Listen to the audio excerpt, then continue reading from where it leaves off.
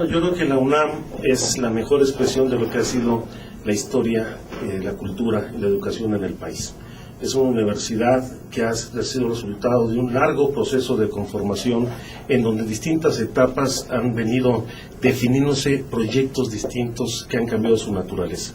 Desde la promoción de la creación de la Universidad Nacional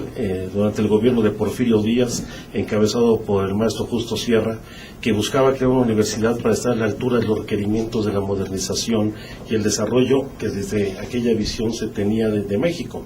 hasta el debate sobre la autonomía universitaria en 1929, la confrontación entre Justo Sierra y Vasconcelos, y particularmente la gran transformación de la Universidad de Masas que se logró con don Pablo González Casanova, que pasa de esta visión de un instrumento para la modernización a un instrumento para el desarrollo y cultivar una cultura de equidad y de igualdad en el país con don Pablo González Casanova. Y ahora nosotros tenemos que ubicar a la universidad como una historia de contradicciones y contrastes, una institución plenamente dialéctica que ha sabido acreditarse no solamente como una de las instituciones más importantes en cuanto a educación pública en América Latina y en el mundo, sino que ha cumplido una función, además de formadora de cuadros políticos para el desarrollo nacional, un espacio de homologación, de encuentro equitativo entre todos los mexicanos. Aunque parezca obvio, ¿qué parangón entiende? Bueno, fundamentalmente la existencia de una generación de jóvenes profundamente rebeldes y libertarios. Creo que los estudiantes de la Universidad Nacional en todo el proceso revolucionario fue fundamental, no solamente en el debate de las ideas, en la idea de buscar el sufragio efectivo y la reivindicación de los derechos sociales, sino muchos de los estudiantes formaron parte de los grupos armados que se debatieron en este país. Y yo creo que ese es el gran mérito de la UNAM, saber encauzar a generaciones de jóvenes mexicanos en las transformaciones del país, porque en cada uno de los momentos de estos 100 años, los primeros 100 años de la UNAM, la universidad ha estado presente justamente en el debate, en la discusión de las grandes transformaciones nacionales. Alejandro, sin embargo, la universidad ha dejado... Bueno, yo sí creo que ha habido un relevo generacional importante en la UNAM, particularmente en todos los cuadros y el núcleo de las direcciones, particularmente en las facultades y en la Escuela Nacional Preparatoria. Y reconociendo que todavía falta por avanzar mucho en la democratización de la vida de la UNAM, yo difícilmente podría equiparar pues las gestiones de Guillermo Soberón o del propio don Jorge Carpizo. A mí me tocó vivir los tres años la rectoría de don Pablo González Casanova cuando yo estudié la preparatoria, y me tocó la etapa rígida del soberanismo, en donde no solamente enfrentamos problemas que venían arrastrándose de la crisis del 68, donde el porrismo se alentaba desde las propias oficinas de la Escuela Nacional Preparatoria, en donde se quiso conculcar los derechos de los trabajadores universitarios con la creación de un apartado C que le diera un tratamiento distinto, hasta cómo el vínculo de los rectores de aquel entonces con el PRI y con el gobierno pues inhibían profundamente la autonomía universitaria. Yo creo que después de la presencia de Cuauhtémoc Cárdenas en 1988 hay un hito que transforma a la universidad, y de los movimientos del Consejo Estudiantil Universitario y más adelante el CGH en la reivindicación del carácter público, laico y gratuito de la universidad, hay un quiebre que supera con mucho la crisis que tuvimos en los años 70 y principios de los 80 en la universidad. Y sin embargo yo creo que hoy la universidad sigue siendo un referente crítico fundamental de la situación que vive el país, y la rectoría de José Narro sí encuentra una diferenciación con las épocas de Soberón o de Carpizo, en donde no solamente hay un deslinde claro de la política gubernamental, sino una reivindicación del espacio universitario. Hay problemas dentro de la universidad, eso no los desconocemos. Evidentemente, las luchas que hemos dado por la democratización de la Junta de Gobierno, de la forma de elección de las autoridades, todavía no nos deja plenamente satisfechos, pero quienes vivimos el soberanismo de la etapa de Carpizo hay un abismo enorme, particularmente por los cambios que logró la propia comunidad universitaria. Hay que recordar cómo el sindicalismo universitario salió adelante, logró su reconocimiento en el apartado A, no solamente el reconocimiento legal, sino con derechos plenos, entre ellos el derecho a huelga, y cómo la comunidad universitaria ha ido conquistando espacios que teníamos conculcados. Se ha erradicado en gran medida el porrismo, aunque está presente hoy con, yo digo, una especie de lumpenización de algunos sectores de la comunidad universitaria, pero también se han excluido los grupos más radicales de la extrema derecha, que se alentaban desde las propias autoridades universitarias, como eran los Panchos Villas de la Facultad de Derecho o el Muro, como parte de los grupos ultraderechistas que operaban en la UNAM.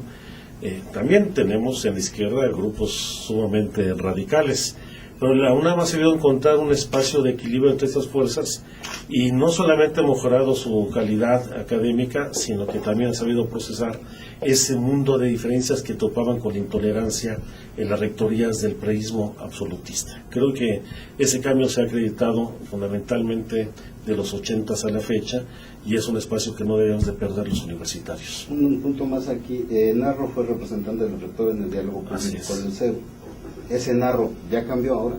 Pues yo creo que la base del actual rector, la fuente de legitimidad que tiene la aceptación de la comunidad universitaria es muy amplia.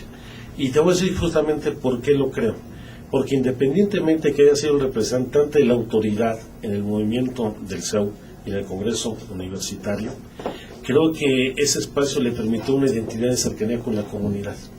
Yo creo que hay que ubicar dos tiempos fundamentales de recientes en la UNAM.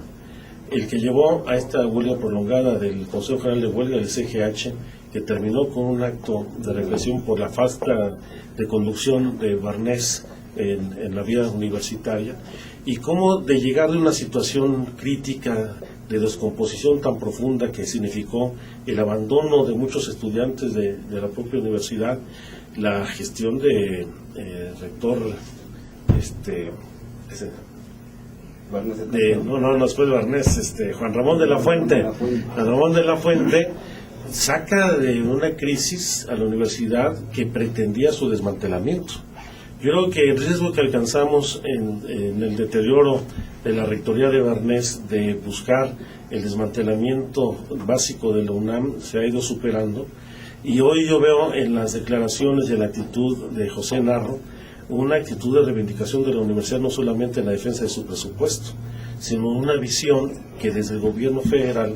con este desprecio de la derecha a la educación pública, se ha enfrentado. Creo que hoy sí hay un debate y una diferenciación política e ideológica del gobierno federal ante los intentos de desmantelamiento de la universidad pública, y no debemos de perder de vista eso, independientemente de todavía las limitaciones y las cosas que tenemos que superar dentro de la propia universidad.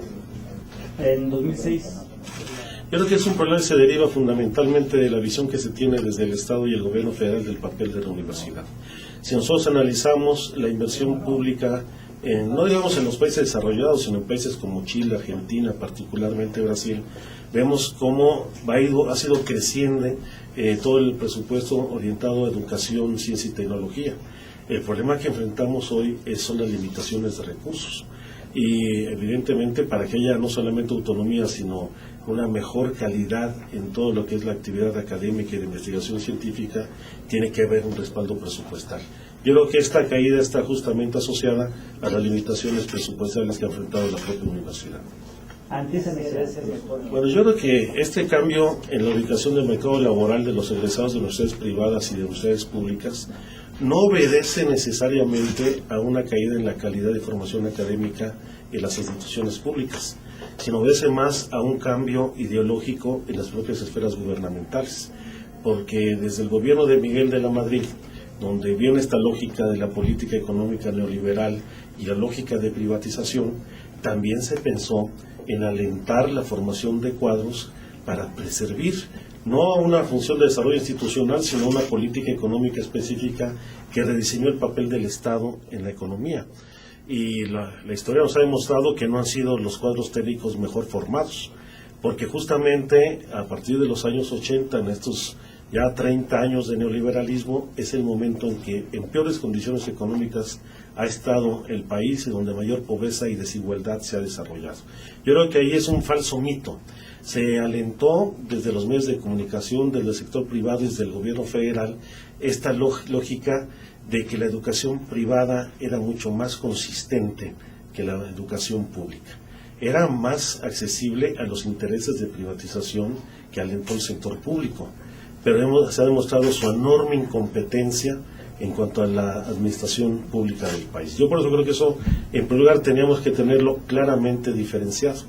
Pero también hay que recordar que la universidad hoy sigue siendo el principal centro de investigación científica del país y de América Latina, porque más allá de su carácter nacional y la actividad académica y de difusión de cultura que se hace, hoy la parte fundamental de investigación científica en México está en la UNAM. No está en otras instituciones públicas, reconociendo el trabajo que hace el Instituto Politécnico Nacional y otras instituciones de carácter público, no está en las investigaciones de las universidades privadas que están solamente en la lógica de formar cuadros técnicos al servicio de las empresas, y no está en las empresas porque en este país los empresarios no hacen investigación para el desarrollo tecnológico. Y creo que eso es uno de los aspectos que tenemos que reivindicar de la UNAM, porque a pesar de sus problemas, gracias a ella hoy tenemos el mínimo de condiciones de competitividad en el desarrollo tecnológico del país. ¿Qué retos consideras tú tiene la UNAM enfrente para seguir creando gobernantes, cuadros con visión social?